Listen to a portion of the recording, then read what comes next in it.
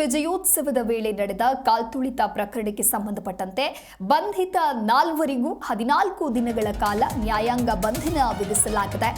14 ದಿನ ನ್ಯಾಯಾಂಗ ಬಂಧನ ಹೈಕೋರ್ಟ್ ಆದೇಶವನ್ನ ನೀಡಿರುವಂತದ್ದು.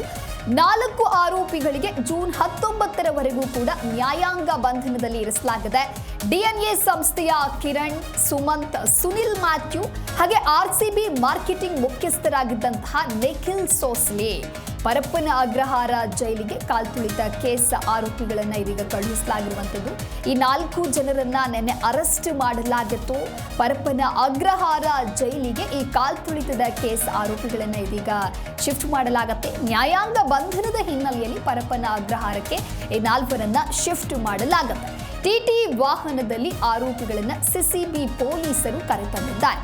ಬಂಧಿತ ಆರೋಪಿಗಳನ್ನ ಪೊಲೀಸ್ ಕಸ್ಟಡಿಗೆ ನೀಡುವಂತೆ ಇನ್ನು ನ್ಯಾಯಾಲಯಕ್ಕೆ ಮನವಿಯನ್ನ ಮಾಡಿದ್ರು. ಆದರೆ ನ್ಯಾಯಾಲಯ ಆರೋಪಿಗಳಿಗೆ ಜೂನ್ 19ರವರೆಗೆ ನ್ಯಾಯಾಂಗ ಬಂಧನವನ್ನ ವಿಧಿಸಿ ಆದೇಶವನ್ನ ನೀಡಿದೆ. ಇನ್ನು ಆರ್ಸಿಬಿಯ ಸಾಮಾಜಿಕ ಜಾಲತಾಣದಲ್ಲಿ ವಿಧಾನಸೌಧದಿಂದ ಚಿನ್ನಸ್ವಾಮಿ ಸ್ಟೇಡಿಯಂನವರೆಗೆ ವಿಕ್ಟರಿ ಪರೇಡ್ ನಡೆಯಲಿದೆ ಅಂತ ಹೇಳಿ ಪೋಸ್ಟ್ ಅನ್ನ ಹಾಕಲಾಗಿತ್ತು. ಪೊಲೀಸರ ಅನುಮತಿಯನ್ನ ಪಡೆಯದೆ ಬುಧವಾರ ಬೆಳಗ್ಗೆ ಈ ಪೋಸ್ಟ್ ಪ್ರಕಟವಾಗಿತ್ತು.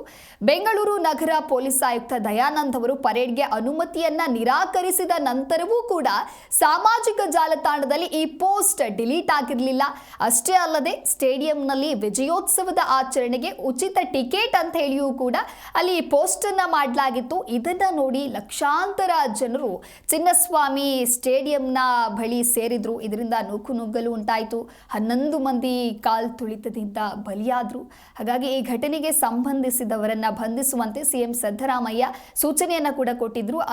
ಅದಕ್ಕೆ ಸಂಬಂಧಪಟ್ಟಂತೆ ಇಲ್ಲಿಯವರೆಗೂ ಕೂಡ 4ರನ್ನ ಬಂಧನ ಮಾಡಲಾಗಿದೆ. ಇದೀಗ ಬಂಧಿತ 4ವರಿಗೆ 14 ದಿನಗಳ ಕಾಲ ನ್ಯಾಯಾಂಗ ಬಂಧನವನ್ನ ವಿಧಿಸಲಾಗಿದೆ.